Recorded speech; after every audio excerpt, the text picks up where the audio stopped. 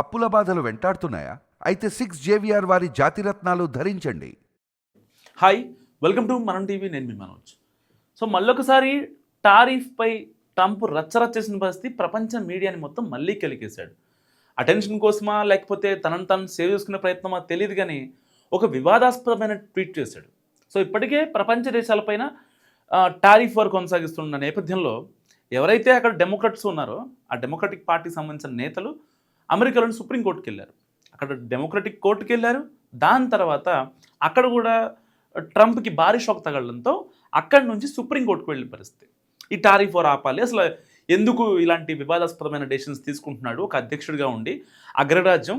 So ఆర్థికంగా స్థిరపడిన ఇలాంటి అగ్రరాజ్య అధ్యక్షుడు ఇలా చేస్తే ప్రపంచ దేశాలకు మనం ఏం మెసేజ్ ఇస్తామని చెప్పి డెమోక్రట్లు అక్కడ డెమోక్రటిక్ కోర్టుకి అండ్ సుప్రీంకోర్టుకి వెళితే అక్కడ రెండు చోట్ల కూడా అసలు ట్రంప్కి టారిఫ్ వార్ ప్రకటించే ఈ యొక్క ఏదైతే ఆ స్వేచ్ఛ ఉందా అంటూ కూడా అక్కడ కోర్టు మాట్లాడిన పరిస్థితి.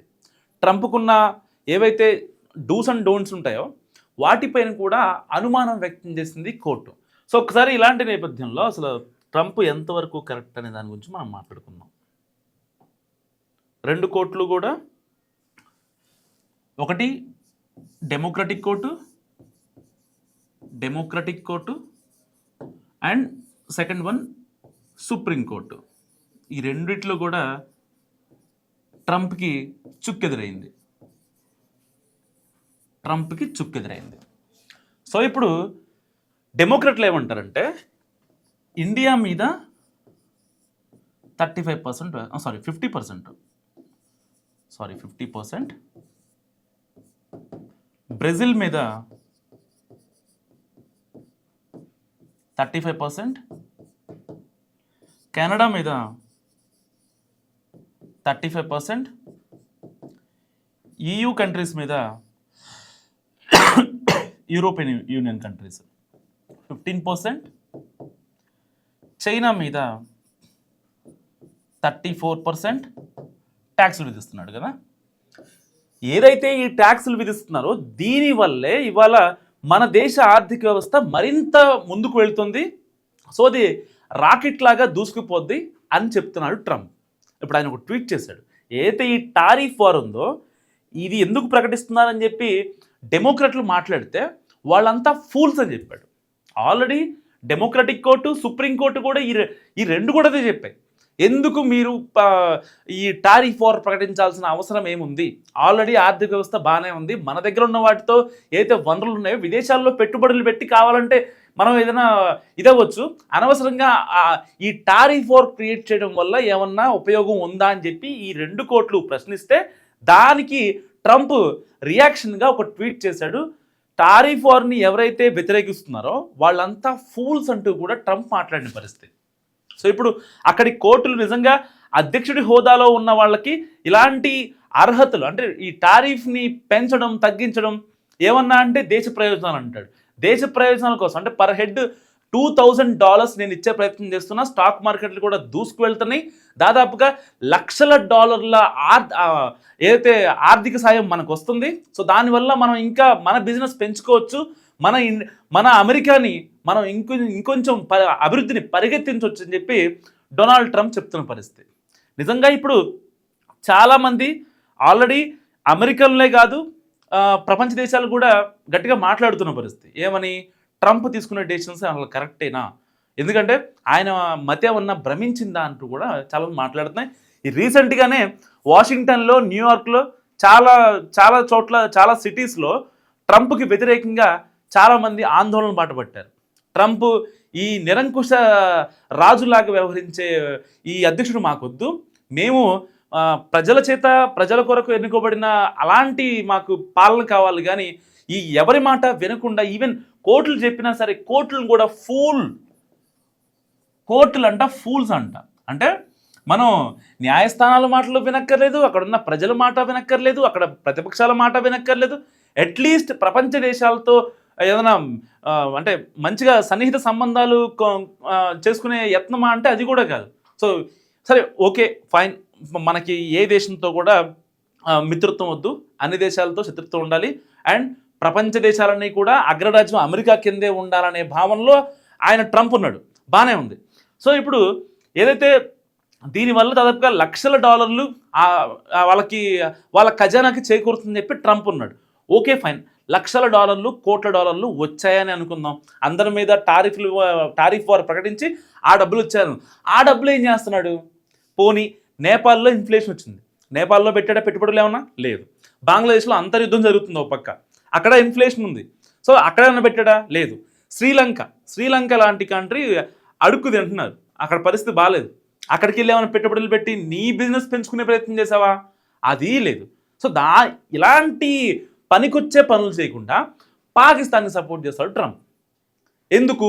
అక్కడ రీసెంట్గానే $500 మిలియన్ ఒక ఎంఓఏ కుదుర్చుకున్నారు. ఆల్రెడీ దాదాపుగా 30% ఏమో డబ్బులు కూడా ఆల్రెడీ ఇన్వెస్ట్ చేశారు. అక్కడ మానవ వనరులకు సంబంధించి వీళ్ళు బిజినెస్ చేస్తున్నారు. దానికి సంబంధించిన ఒక పోర్టును కూడా అమెరికా స్వాధీనం చేసుకుంది. సో దాని నుంచి వీళ్ళకి సీ కనెక్టివిటీ పెట్టుకొని సో దాని తర్వాత బిజినెస్లు చేస్తున్నారు. సో కేవలం వాళ్ళ దగ్గర బిజినెస్లు పెట్టుకుంటున్నాము, మేము పెట్టుబడి పెడుతున్నాము అని ఒక్క రీజన్ చూపించి పాకిస్తాన్లో టెర్రర్ యాక్టివిటీస్ని పెంచేస్తున్నాడు. వాళ్ళు ఆఫ్ఘనిస్తాన్ మీదకి వెళ్ళటం, వాళ్ళు మన మీదకి రావటం. సో అంటే బేసిక్గా ఇక్కడ మీరు గమనించవచ్చు, 35% 50% మన మీద వేశాడు కదా, టార్గెట్ మనమే. H1B వీసాల్లో అయినా, లేకపోతే మన ఇండియన్ స్టూడెంట్స్ని ఇబ్బంది పెట్టలోైనా, రీసెంట్గా ఒక బెంగాలీ అమ్మాయిని అక్కడ ఇబ్బంది పెట్టమైనా, ఒక అమ్మాయి రాజలక్ష్మి, యార్లగడ్డ రాజలక్ష్మి చనిపోయింది, కేవలం ట్రంప్ విధానంతో చనిపోయింది ఆ అమ్మాయి. ఇవన్నీ ఏం కనిపించో, ఎవరికి కనిపించో, ట్రంప్ ట్రంప్ ట్రంప్ ఆయన డెసిషనే ఫైనల్. సో ఎంతమంది బలి కావాలి, భారతీయ మూలాలు ఉన్న వ్యక్తులు ఎంతమంది చనిపోవాలి, ఎంతమంది మహిళలు ఇబ్బంది పడాలి, ఎవరన్నా ఆలోచిస్తున్నారా? కనీసం కొంచెమైనా. మొన్నటిదాకా H1B వీసాలు గొడవ అయిందనుకుంటే మళ్ళీ ఇంకొక వీసాలు గొడవ పెట్టాడు. లేదు $1,00,000 కాదు, అసలు $1,00,000 ఎందుకు పెడతారు అని పెడితే లేదు, అది కేవలం వన్ టైం సెటిల్మెంట్, $1,00,000 కడితే ఇక మీరు పర్మనెంట్గా ఉండొచ్చు అని చెప్పి ఎవరైతే కంపెనీల సీఈఓలు ఉంటారో వాళ్ళ మీటింగ్లు చెప్తాడు.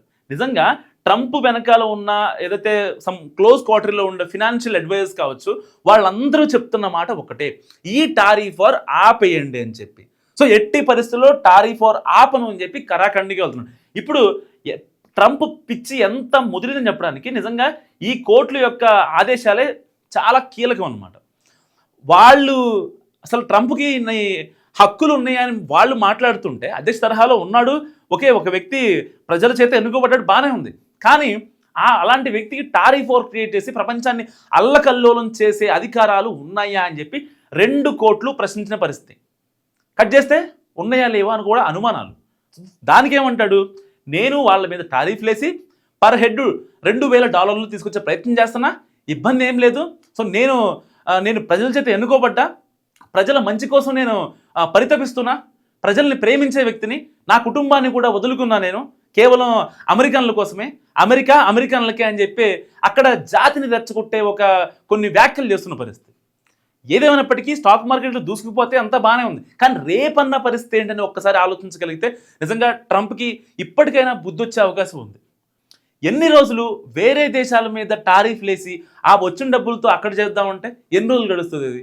ఇప్పుడు చైనా ఆల్రెడీ ఏవైతే రేర్ మినరల్ సంబంధించి వాళ్ళు కూడా టారిఫ్లు వేస్తున్నారు. సో ఆల్రెడీ అక్కడ నీకు వచ్చిందే ఉంది, నువ్వు $2,000 $3,000 వచ్చినాయి అనుకుంటున్నావు, మళ్ళీ నువ్వు వాళ్ళకి కట్టాలి, వాళ్ళకి ట్యాక్స్ రూపంలో పే చేయాలి కదా, వచ్చింది పోతుంది, ఇంకా అక్కడ మిగిలింది ఏంటి? నా బొంద. ఎప్పుడు అర్థం చేసుకుంటాడు అనేదే ఇక్కడ టాస్క్. ఎందుకంటే కోర్టు తీర్పులను కూడా ధిక్కరించిన ట్రంప్ వాళ్ళంతా ఫూల్స్ అంటూ మాట్లాడుతున్న పరిస్థితి. నిజంగా అంటే ఏం మాట్లాడాలో కూడా అర్థం కాని పరిస్థితి. సో భారత్ని దెబ్బ కొట్టాలనే వ్యూహం తప్ప ఇక్కడ ట్రంప్ విధానంలో ఏది కనిపించట్లేదు. నిజంగా ఒకవేళ ఆయన కనుక ఆయన పెట్టుబడులు పెంచుకొని ఆయన బిజినెస్లు ఎక్స్పాండ్ చేసుకోవాలంటే వరల్డ్ వైడ్గా చాలా కంట్రీస్ ఉన్నాయి, ఇన్ఫ్లేషన్ వచ్చిన కంట్రీస్. అక్కడ సరదాగా పెట్టుబడులు పెడితే అక్కడ ఒక 100 మిలియన్, అక్కడ ఒక 100 మిలియన్, అక్కడ అలా పెడితే ఒక $500 మిలియన్ పాకిస్తాన్లో పెట్టుకుంటే అక్కడ 100 అలా ఒక 5 దేశాల్లో పెట్టుకుంటే ఇంకా నీ బిజినెస్ ఇంకొంచెం వృద్ధి అవుతుంది కదా. భారత్ని ఇబ్బంది పెట్టడానికి మాత్రమే ట్రంప్ చేసే పనులు కనిపిస్తుంది తప్ప. మొన్న ఈ మధ్య యాపిల్ కంపెనీ వచ్చింది, యాపిల్ కంపెనీ వస్తే వాళ్ళని ఏ విధంగా బెదరగొట్టాడు, అక్కడికి వెళ్తే నువ్వు ఇబ్బంది పడతావు, నీ యొక్క సంస్థ కూడా మూసుకోవాల్సిన పరిస్థితి వస్తుందని చెప్పి అంతకి తెగించి ఆయన్ని ఇబ్బంది పెట్టి ఇక్కడ పెట్టనీయకుండా చేశాడు యూనిట్ని. అండ్ శాంసంగ్ సంబంధించిన ఇంకొక కంపెనీని కూడా అలాగే చేశాడు. అంటే భారత్ని ఎలాగోలా ఇబ్బంది పెట్టాలి, మళ్ళీ స్నేహపూర్వక ఒప్పందం అని చెప్పి ఇక్కడ పిఎంఓకి మెయిల్స్ పెడుతుండాలి మాట్లాడతా అని చెప్పి. మొన్న ఎవరో జర్నలిస్ట్ ఒక క్వశ్చన్ అడిగితే ఎప్పుడు వెళ్తున్నారు ఇండియాకి అంటే నేను మేబీ నెక్స్ట్ ఇయర్ అని చెప్పి ఐఎమ్ ప్లానింగ్ దట్ అని చెప్పి ఆయన మాట్లాడిన పరిస్థితి. అంటే ఒక పక్క ఈ ఈ ద్వంద్వ వైఖరి ఎవరి కోసం ఏం సాధిస్తావు నువ్వు నిజంగా? సో ట్రంప్ వైఖరి గురించి మీరేమనుకుంటారు? మస్ట్ కామెంట్ చేయండి. చూస్తున్నాండి మనం టీవీ.